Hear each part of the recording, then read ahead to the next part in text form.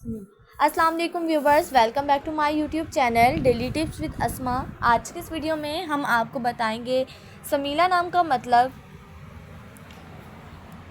समीला नाम का शुमार लड़कियों के नामों में होता है। समीला एक इस्लामी नाम है।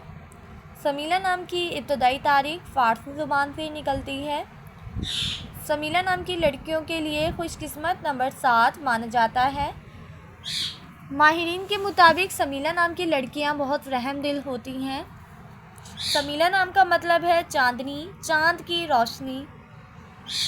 समीला नाम की लड़कियों के लिए खुशकिस्मत दिनों में एतवार, मंगल और जुमेरात का दिन शामिल है। समीला नाम के अफराद के लिए मुवाफिक रंगों में सुर्ख और सुनहरी रंग शामिल है। समीला नाम के अफराद के लिए मुवाफिक पत्थरों में सब्ज़ कीमती पत्थर शामिल हैं। खुशकिस्मती वाली धातों में हिस्सों के हिसाब से तांबा शामिल है।